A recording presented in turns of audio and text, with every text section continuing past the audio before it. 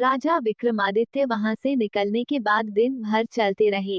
दिन में कहीं भी भोजन का प्रबंध नहीं हो पाया। शाम तक घोड़ा भी निढाल होकर धीरे धीरे चलने लगा। राजा को लगा कि यदि इस जानवर के लिए भोजन और जानवर की व्यवस्था नहीं की तो यह बीमार पड़ सकता है, इसलिए पहले इसके भोजन की व्यवस्था करता हूँ। उन्होंने ने घोड़े को पास ही एक सूखे वृक्ष से बांधकर खुद उस पर चढ़ गए, यह देखने के लिए कि आसपास कोई नदी या गांव है या नहीं। पेड़ से उन्हें दूर एक गांव और नदी दोनों दिखाई पड़े। पेड़ से उतरकर पैदल ही वो उसी दिशा में चल पड़े। घोड़े की घास उन्होंने अपने हाथ में पकड़ रखी थी। दोनों पैदल ही चलकर उस नदी के किनारे पहुंच गए जो गांव के बिल्कुल करीब थी। नदी काफी चौड़ी और गहरी प्रतीत हो रही थी। विक्रमादित्य ने सबसे पहले घोड़े को भरपेट जल पिलाया और फिर खुद जल पिया। फिर घोड़े को नदी के किनारे चरने को छोड़ दिया और खुद पास ही में पगई एक विशाल शिला पर लेटकर आराम करने लगे। 2 घड़ी आराम करने उपरांत वो उठकर बैठ गए। देखा घोड़ा अभी मस्त होकर घास चर रहा था। फिर उन्होंने सूरज की ओर देखा तो वह अब अस्तांचल को जा चुका था। सूरज डूबे इससे पूर्व मुझे इस गांव में पहुंचकर अपने लिए कोई सराय तलाश कर लेनी चाहिए। वो घोड़े पर सवार होकर नदी के किनारे किनारे चलने लगे। वो ऐसी जगह की तलाश कर रहे थे जहां नदी कम गहरी हो ताकि वो उस पार जा सके। आखिर थोड़ी देर की तलाश के उपरांत नदी में ऐसी जगह दिखाई पड़ गई जहां जल का स्तर काफी कम लग रहा था। उन्होंने ने ईश्वर का नाम लेकर घोड़े को उसी जगह नदी में उतार दिया। उनका अंदाजा सही निकला। वो आराम से नदी पार कर गए। नदी पार करके वो गांव में प्रवेश कर गए। शाम होने के कारण गांव में ज्यादा हलचल थी।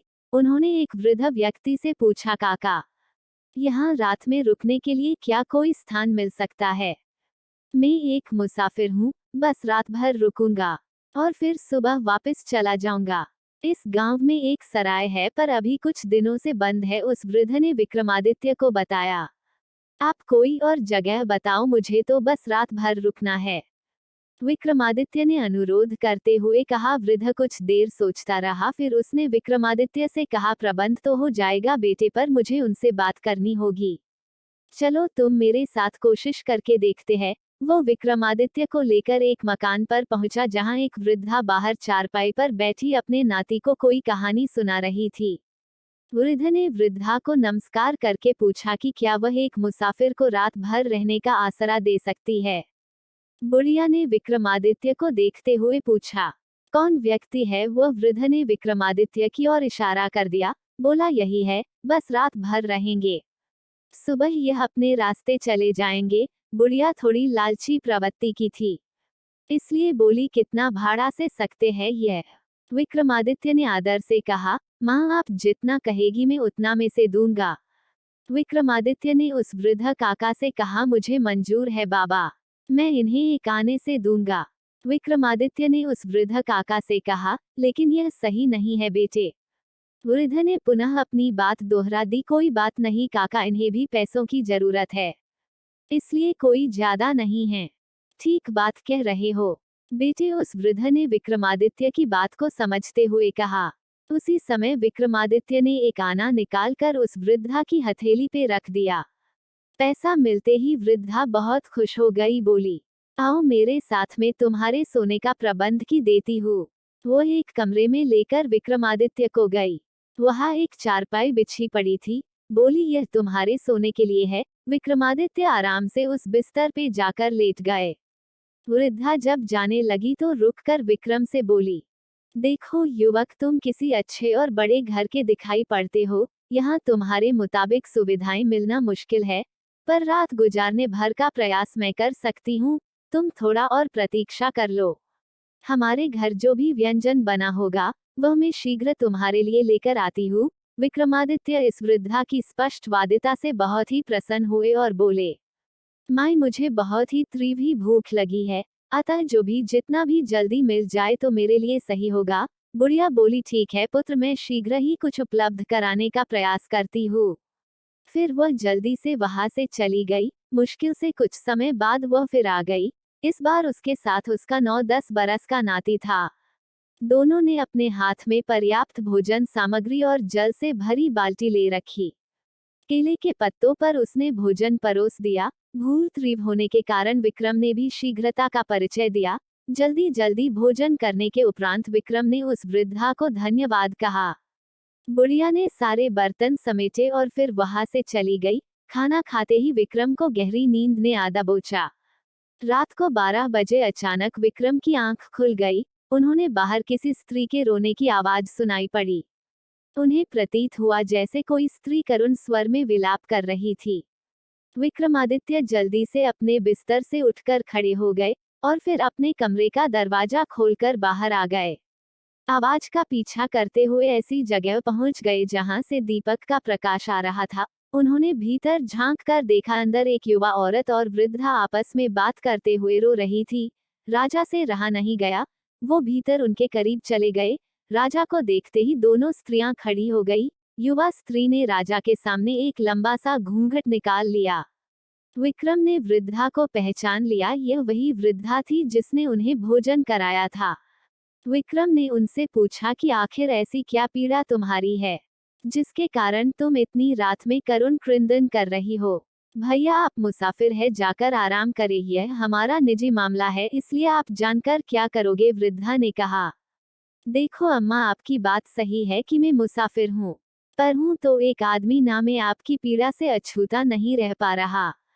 इसलिए आप लोगों से अनुरोध है कि मुझे अपनी तकलीफ से वाकिफ करवाए, हो सकता है मैं आपकी समस्या का कोई समाधान निकलने में कामयाब हो जाऊं।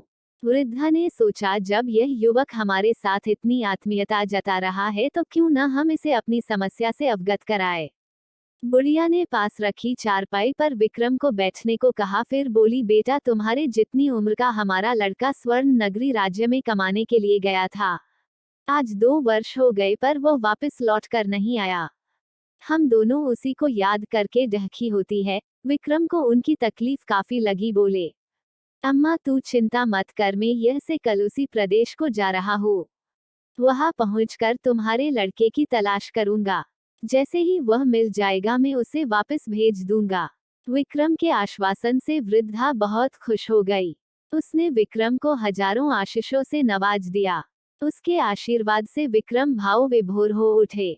सुबह विक्रम जब रवाना होने लगे तो वृद्धा ने जबरदस्ती रास्ते के लिए भोजन बांध कर दे दिया।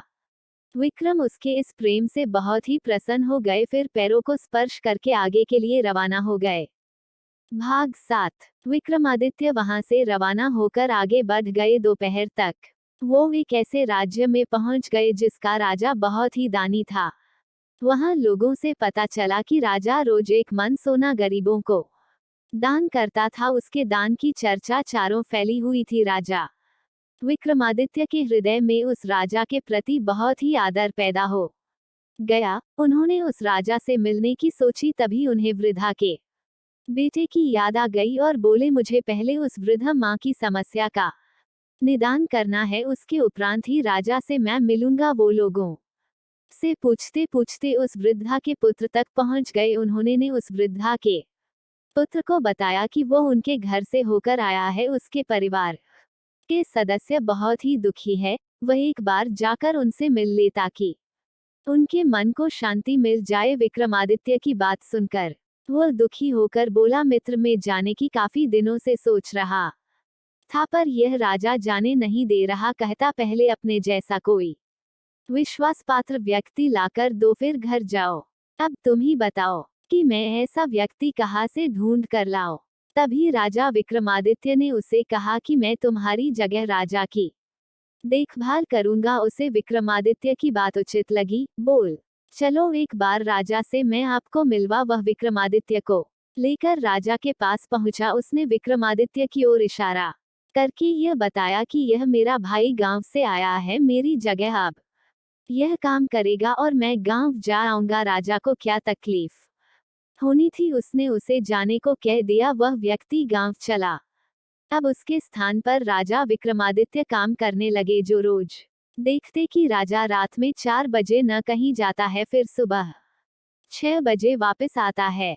उस समय उसके हाथ में एक गठरी रहती है। सुबह स्नान और पूजा के बाद वह एक मन स्वर्ण दान करता है। यह उसके नित्य का नियम था। विक्रमादित्य ने मंत्रियों वगैरह से बात करके पता किया कि आखिर राजा इतना सोना कहाँ से दान करता है। मंत्रियों ने बताया, यह दान राजा राज्य के खजाने से नहीं दान करता है, अपितु वो कहीं और से लेकर आता है, लेकिन कहाँ से किसी को आज तक पता नहीं।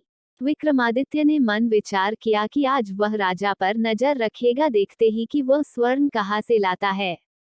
अगले दिन राजा जब सुबह 4 बजे उठकर जाने लगा तो विक्रम उसके पीछे चल पड़े। राजा एक भैरवी के मंदिर के पास पहुंचा जो घने जंगल में था। राजा विक्रमादित्य एक अंधेरे कोने में छुपकर बैठ गए। जहां वो छुपे थे वहां से सब कुछ दिखाई पड़ रहा था। थोड़ी ढीम विक्रम ने देखा कि मरीज भैरवी प्रकट हुई और राजा को उठाकर तेल के एक जलते कड़ाह में डाल दिया। जब राजा का शरीर पक गया तो इस भैरवी ने उनका भोजन किया।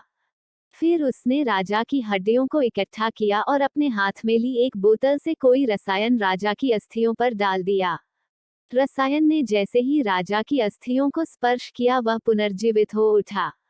देवी के अपने पास रखी एक झोली से एक मन स्वर्ण निकालकर राजा को दिया। राजा वह स्वर्ण लेकर अपने महल की ओर चल पड़ा। रास्ते में विक्रम सोचने लगा कि यह राजा कितना महान है। रोज अपने शरीर को जलाकर स्वर्ण लेता है और वह स्वर्ण रोज प्रातः दान कर देता है। मुझे इसकी समस्या का निदान करना होगा, वरना इसकी पीड़ा यूं ही चलती रहेगी। अगले ही दिन विक्रम ने राजा के भोजन में मादक औषधि मिला दी ताकि राजा गहरी नींद में सो जाए और सुबह उठ न पाए। जब अगले दिन सुबह के 4 बजे तो राजा नशे के प्रभाव के कारण उठ भी पाया। विक्रम ने राजा का भेष धारण किया और खुद चल पड़े उस भैरवी के पास। इस बार राजा विक्रम ने अपने शरीर पर तरह तरह के मसाले लगा लिए थे। जब भैरवी ने उन्हें पकाकर खाया तो मसाले के कारण बहुत ज्यादा स्वाद का एहसास हुआ। उसने जब रसायन को विक्रम के शरीर पर डाला तो वह जीवित हो उठा। वह बोली, हे राजन, आज तेरे शरीर के मांस में बहुत ज्यादा स्वाद था, इसलिए मैं तुझ पर बहुत अधिक प्रसन्न हूँ। तुझे जो मांगना है मांग ले, मैं तुझे प्रदान करूँ। विक्रम बोले, हे भैरवी, मैं चाहता हूँ कि तुम मुझे वह अमृत वाला पात्र जिससे तुम राजा को रोज जीवित करती थी और स्वर्ण वाली अक्षय झोली प्रदान कर दो। यह दिया और कुछ मांग मुझसे तो देवी, मैं चाहता हूँ कि तुम यह मंदिर छोड़कर चली जाओ, फिर कभी यहाँ नहीं आना। अब देवी करती क्या, उसने वचन दिया था इसलिए मानना जरूरी था। वह मंदिर छोड़कर चली गई। सुबह राजा की आंख खुली तो वह घबरा उठा। आज वह सोता रह गया था, अब वह अपने नियमित धर्म का पालन कैसे करेगा। फिर भी वह तुरंत मंदिर की ओर दौड़ कर गया, पर मंदिर में देवी मौजूद नहीं थी। अब वह क्या करे, कैसे आज वह दान करेगा। वह महल तो वापस लौट आया पर बेचैन हो उठा। तभी राजा विक्रमादित्य उसके पास गए और बोले, राजन, आज आप कुछ ज्यादा चिंतित है क्या, मैं जान सकता हूँ। क्या करेगा तू जानकर, राजाओं की चिंता का समाधान राजा ही कर सकता है। फिर भी यदि आप मुझे बताएंगे तो मैं प्रयास करूंगा कि आपकी समस्या का निवारण हो जाए। क्या तू राजा विक्रमादित्य है? क्या यदि आप विक्रमादित्य को ही बता सकते हैं तो समझ लो मैं विक्रमादित्य हूँ। विक्रम की बात सुनकर राजा आश्चर्य से उनकी ओर देखने लगे, फिर हैरत से पूछा कि आप राजा विक्रमादित्य हो क्या? हाँ राजन, मैं विक्रमादित्य हूँ। फिर विक्रम ने सारी आपबीती राजा को सुना दी। सुनकर राजा उनके पैरों में गिर पड़ा और बोला, राजन, आपने मेरा सेवक बनकर मेरी सेवा की, मैं पाप का भागी बन गया। विक्रम ने राजा को उठाकर सीने से लगाया और बोले, कोई बात नहीं, आप दुखी न होवे। यह लो अक्षय थैली, अब आपको अपनी रोज रोज बलि नहीं देनी पड़ेगी। फिर राजा विक्रमादित्य उस जगह पहुंचे जहां ब्राह्मण के पुत्र का शव रखा था। उन्होंने अमृत की कुछ बूंदों से उसे पुनर्जीवन दिया।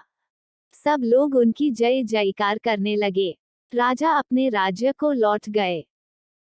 भाग 8। एक दिन राजा विक्रमादित्य अपने दरबार में बैठे लोगों की समस्याओं पर सोच विचार कर रहे थे, तभी एक वारपाल उनके पास एक संदेशा लेकर पहुंचा। राजा विक्रमादित्य किसी मसले पर जब फैसला कर चुके तो उस वारपाल ने राजा से कहा, राजन, बाहर वार पर एक बाजीगर आया है, वो आपसे मिलने के लिए उत्सुक है। राजा विक्रमादित्य का अपना नियम था, यदि कोई उनसे मिलने या फरियाद लेकर आए तो उसे राजा से तुरंत मिलाया जाता था। ठीक है वारपाल, उसे तुरंत मेरे पास लेकर आओ। वारपाल के जाते ही राजा विक्रमादित्य फिर लोगों की समस्याओं के निदान में लग गए। थोड़ी देर में वारपाल उस बाजीगर को लेकर आ गया। राजा विक्रमादित्य ने देखा कि छरहरे बदन का एक नौजवान था। वह बाजीगर बोले, हाँ बाजीगर, अब आप हमें बताओ कि तुम किस संदर्भ में मुझसे मिलना चाहते थे। राजन, मैंने आपका बहुत नाम सुना हुआ है, इसलिए बहुत दूर से आपके पास अपनी कला का प्रदर्शन करने आया हूँ। यदि आप मुझे कला प्रदर्शन का अवसर प्रदान करते हैं तो मैं स्वयं को भाग्यशाली समझूंगा। विक्रम उसकी वाक्पटुता से बहुत प्रभावित हुए और बोले, ठीक है बाजीगर, मैं तुम्हें अपनी कला दिखाने का अवसर प्रदान करता हूँ, पर आज नहीं। आज तुम मेरी अतिथिशाला में विश्राम करो, कल दरबार लगते ही तुम अपनी कला को प्रदर्शित करके सबका मनोरंजन करो। आज बहुत से मेरे ओहदेदार और परिवार के लोग बाहर गए हुए हैं। मैं नहीं चाहता कि कोई तुम्हारी कला को देखने से वंचित रह जाए। धन्यवाद राजन, मैं जीवन पर्यंत आपका आभारी रहूंगा। आप वास्तव में कला के पारखी हो। आप जैसे लोगों के कारण ही कला को विकसित होना अवसर मिलता है। मैं कल प्रातः आपके दरबार में अपनी कला को प्रदर्शित करूंगा। फिर वह चला गया। राजा ने मंत्रियों को आदेश दिया कि उस बाजीगर का पूरा ख्याल रखा जाए, उसे किसी भी प्रकार की तकलीफ नहीं होनी चाहिए। अगले दिन प्रातः दरबार में लगभग सभी कर्मचारी मौजूद थे। नगर वासियों के बैठने के लिए उचित व्यवस्था की गई थी। थोड़ी देर में वह बाजीगर आ गया। उसके एक हाथ में एक बड़ी सी झोली थी, शायद उसमें ही उसने अपने सारे उपकरण रखे थे। उसके साथ एक बहुत ही खूबसूरत औरत थी, शायद वह उसकी पत्नी थी। राजा विक्रमादित्य को आश्चर्य हुआ यह देखकर कि वह एक बाजीगर की पत्नी थी। उसकी सुंदरता और पहनावा राजकुमारियों जैसा था। तभी बाजीगर ने राजा के मन के भाव पढ़ लिए और बोला, राजन, यह जरूरी नहीं कि अमीर और राजा ही खूबसूरत औरतें रखने के हकदार हैं। मेरे जैसा कलाकार भी खूबसूरत औरत रख सकता है। उसकी बात से राजा विक्रमादित्य थोंगा सकपकाए, फिर मुस्कराकर बोले, बिल्कुल, कलाकार व्यक्ति को समान अधिकार है। अब तुम अपनी कला का प्रदर्शन करो। बाजीगर ने आदेश मिलते ही अपनी झोली से रस्सी का एक बहुत बंगा गुच्छा निकाला। उसका एक छोर अपने हाथ में थामा और बाकी का गुच्छा हवा में उछाल दिया। वह गुच्छा हवा जाकर गायब हो गया। वह कितना ऊपर तक गया, अंदाजा लगाना बंगा मुश्किल था। बाजीगर ने राजा विक्रमादित्य से कहा कि, हे राजन, मैं यह रस्सी पकड़ कर ऊपर जा रहा हूँ, आप मेरी पत्नी का ध्यान रखना। फिर वह रस्सी पकड़ कर ऊपर चढ़ गया। वह इतना ऊपर चला गया कि दिखना बंद हो गया। सब उसके ऊपर से वापस आने की प्रतीक्षा करने लगे। पूरा दिन बीत गया पर वह वापस नहीं आया। अगले दिन बाजीगर की पत्नी ने राजा से प्रार्थना की वह कि उसके लिए एक चिता सजाई जाए। अपने पति के वियोग में सती होगी। सबने उसे समझाया पर वह नहीं मानी। बहुत आखिर में हार कर राजा ने अपने लोगों को उसके लिए चिता सजाने को कहा। बाजीगर की पत्नी चिता पर बैठ गई तो चिता में आग लगा दी गई। चिता धू धू कर जल उठी। राजा को अपनी विवशता पर बहुत दुख हुआ कि आज वो कुछ भी न कर सके। थोड़ी देर में सब कुछ राख हो गया। राजा विक्रमादित्य इतने दुखी हो गए, उन्होंने पूरे राज्य में 2 दिन अवकाश घोषित कर दिया और खुद एकांत में चले गए। इस घटना को 2 दिवस हो गया। राजा विक्रमादित्य ने बुझे मन से दरबार आरंभ किया। अभी दरबार शुरू हुए कुछ समय बीता होगा, तभी रस्सी जो आसमान में गई हुई थी के करीब बाजीगर का कटा हाथ आकर गिरा, फिर दूसरा हाथ, दोनों पांव, फिर शरीर का बाकी बचा हिस्सा। राजा विक्रमादित्य को बाजीगर के मृत शरीर को देखकर बहुत तकलीफ हुई। उन्होंने उसके शरीर के सभी हिस्सों को इकट्ठा कर एक कपड़े में बंधवाया, फिर धार्मिक रीति के अनुसार उसका दाह संस्कार करवा दिया। इस घटना को 10 दिन बीत गए। एक दिन जब राजा का दरबार लगा था, तभी उन्होंने उस रस्सी में हलचल महसूस की। सब उसके करीब आकर देखने सबकी निगाह ऊपर की ओर गई तो देखा वह बाजीगर रस्सी से वापस उतर रहा था, उसे सुरक्षित वापस आता देखकर राजा और उनके कर्मचारी हैरत में आ गए, यह तो मर चुका था। महाराज, फिर कैसे जिंदा वापस आ रहा है? एक मंत्री ने हैरानी से कहा। थोड़ी देर में बाजीगर वापस लौट आया था। उसने आते ही राजा विक्रमादित्य को प्रणाम किया और बोला, महाराज मेरी पत्नी कहाँ है? राजा अब क्या उत्तर देते, उन्होंने अपना माथा पकड़ा लिया। यह उनसे कैसा अपराध हो गया? यह सब बाजीगर के खेल का हिस्सा था। वो आखिर क्या नहीं समझ पाए लगे अब वो कहाँ से उसकी पत्नी को वापस ला कर देंगे।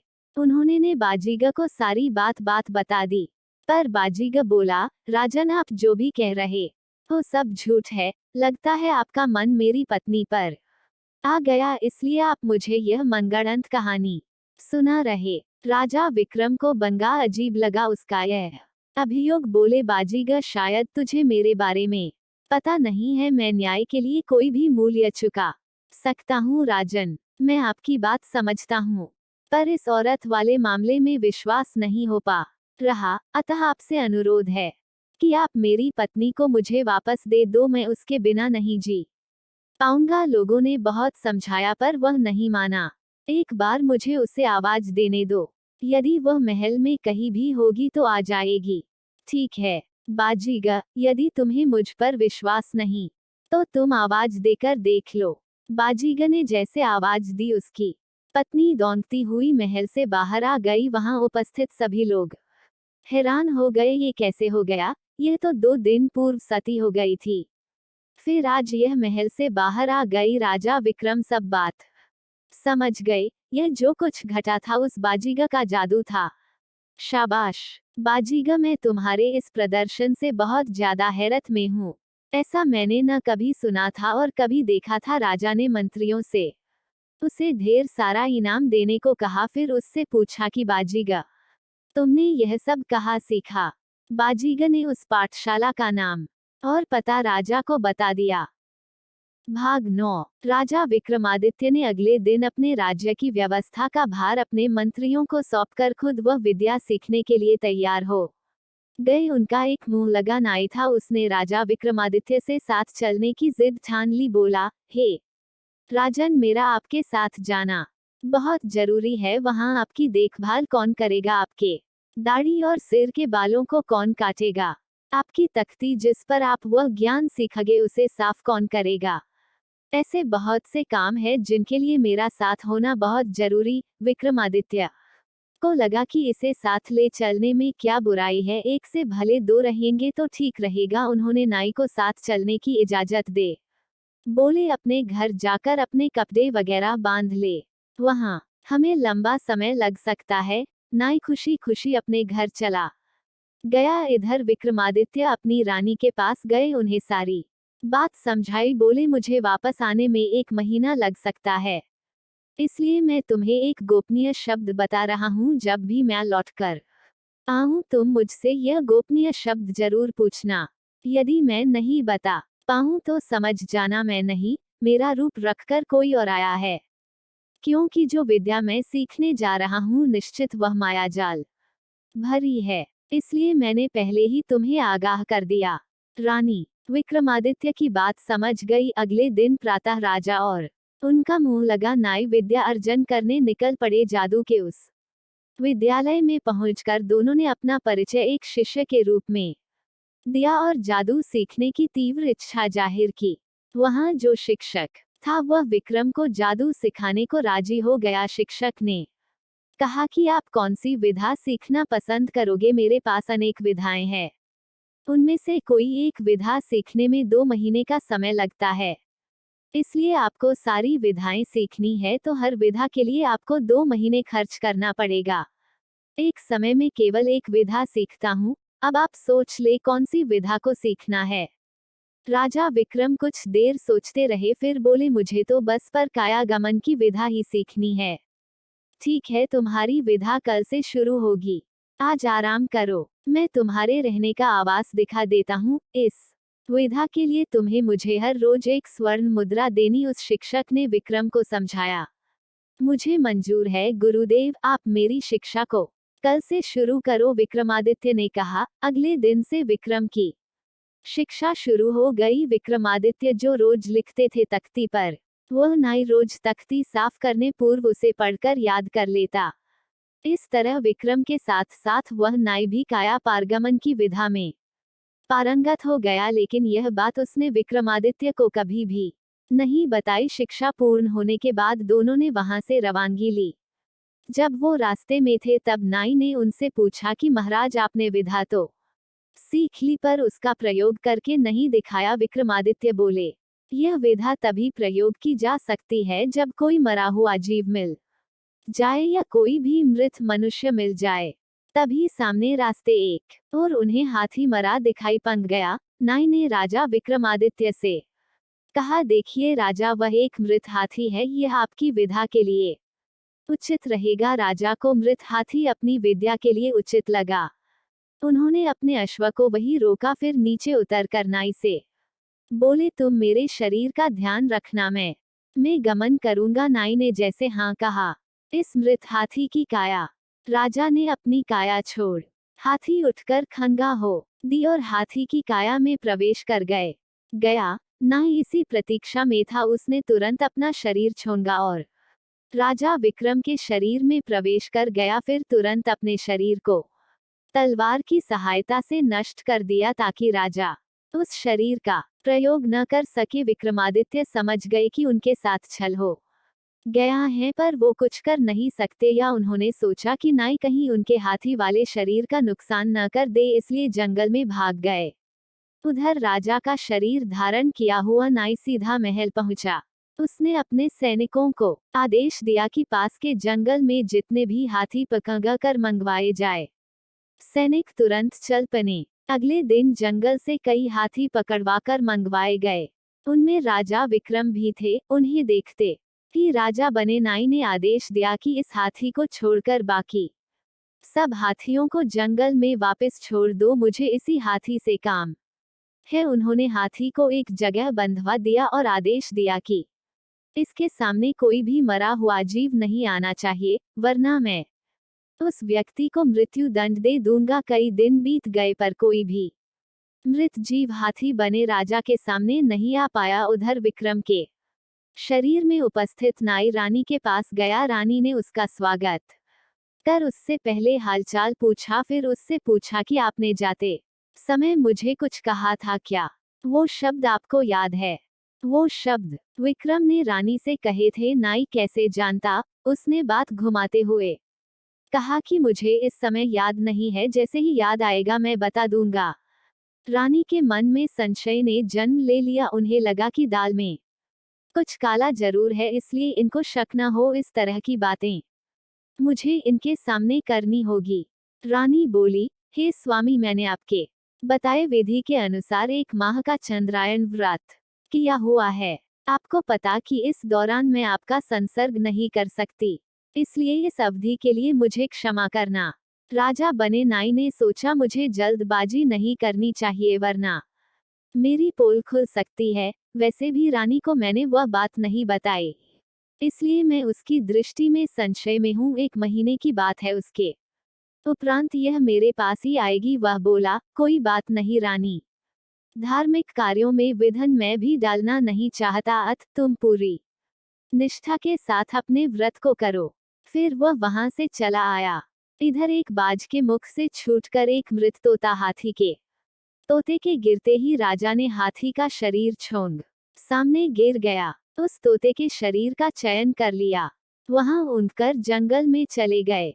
सैनिकों ने जाकर जब यह बात राजा बने नाई को बताई तो उसने माथा पीट लिया। उसने वहां पर नियुक्त सभी प्रहरियों को कारागार में डाल दिया। राजा के अधीनस्थ मंत्री बने हतप्रद हो गए। वो सोचने लगे कि आज राजा विक्रमादित्य ने यह क्या किया। विक्रमादित्य तो बहुत ही न्यायप्रिय शासक है, फिर उन्होंने ऐसा निर्णय क्यों लिया?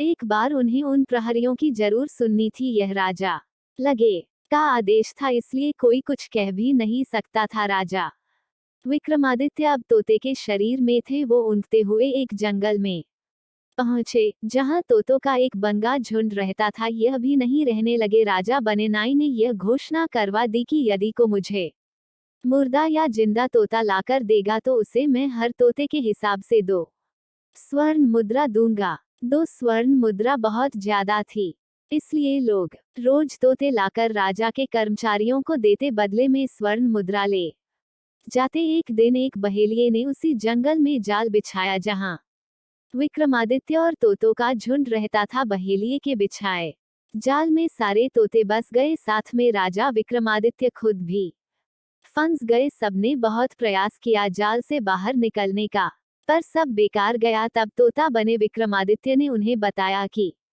मेरे पास एक तरकीब है, यदि तुम लोगों को उचित लगे तो मानना।